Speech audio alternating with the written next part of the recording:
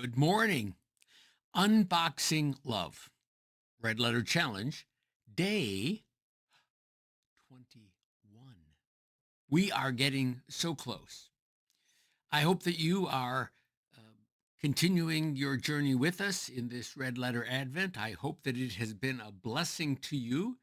If you want to know more about who we are at Peace Lutheran Church here in Arlington, you can visit the website right there and find out a little bit more about us and some upcoming events, including an event coming up in February with Del Tackett. And if you don't know who Del Tackett is, Google him, check him out. He's a great apologist, Bible study teacher, leader. Some of you may have heard of him from the Truth Project that came out a number of years ago, co-sponsored by Focus on the Family, and he is now coming out with the Engagement Project, and we'll share some more in one of our upcoming podcasts about Del Tackett coming in February. But mark your calendar, February 1st. But today, on December 21st, on the 21st day of Red Letter Advent, we continue to talk and unpack love. Now, yesterday in our challenge, we were asked to write down the things that bring you love. 5 things that bring you love. I think maybe a better question, what would might maybe for me would have been, what are 5 ways that people show love to you?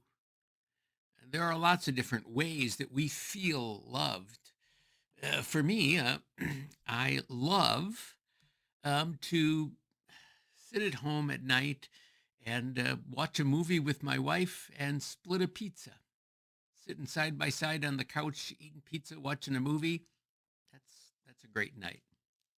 So I know that there are different ways that we express love, and sometimes love is in the giving and not so much in the receiving.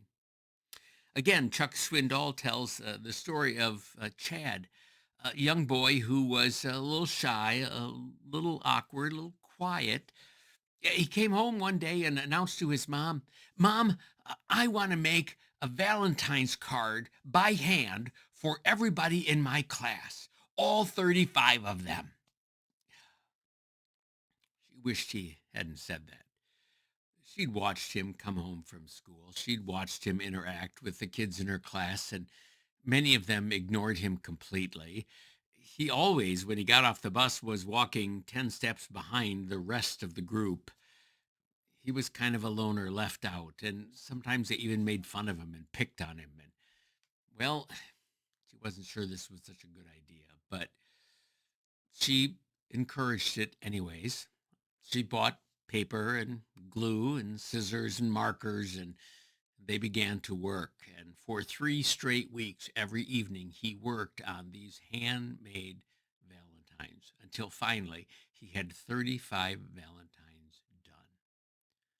And the day came to take the Valentines to school for their Valentine exchange, and he packed them in his backpack. He was so excited, he bolted out the door and went to school, and his mother worried all day about what the reaction would be. What would the kids think about his um, Valentines? How many would he get? Would he get any at all? So she was prepared that when he came home that day, she would have milk and warm, fresh chocolate chip cookies for him to build up his spirits. Well, the time came and she watched him get off the bus and start walking down. And sure enough, here came all the kids, as always, in a group. And there he was. Chad was following behind, although walking perhaps a little quicker than other days. And he quickly ran up to the house and came in the door, and she was prepared, fully expecting that he was going to get in the door and burst into tears once he was clear of his friends. And she was prepared, and he walked in the door and he said, "Mommy has cookies and milk for you." And he breezed right past her. And as he breezed past her and headed into his room to put down his backpack, she heard him say, "Not one, not a one." She thought, "Oh, no." And then he finished the statement. "I didn't forget a single one. Not one. Everybody got a Valentine. Isn't that exciting? I mean, that's something that brings you love, right? This little boy gave a Valentine to everyone, even the people that maybe weren't so nice to him because he wanted to. Well, that's what showing love is all about. Not making handmade Valentines, but expressing love and showing love and concern to everyone. That's what we're called to do. And so today, our Bible verse is no one has ever seen God. If we love one another, God abides in us, and his love is perfected in us. No one has ever seen God. If we love one another, God abides in us, and his love is perfected in us. Did you catch that? If we love one another, then God's love is perfected. It's being reflected in us. Started by saying no one has ever seen God, but perhaps they have seen him in you. Perhaps they have seen him in the love that you show to them, in the respect that you give to them. Maybe they have seen you in the joy that you express over them. See, we are to be reflections of Christ. We are to show him to the world. We are the last and only living representations of Christ in this world. And so we better show it. And I believe this verse really is talking about that. If his love abides in us, it's made perfect in us so that others can see it. I think that's what it means that his love is perfected in us. We've figured out how to do it, how to share it.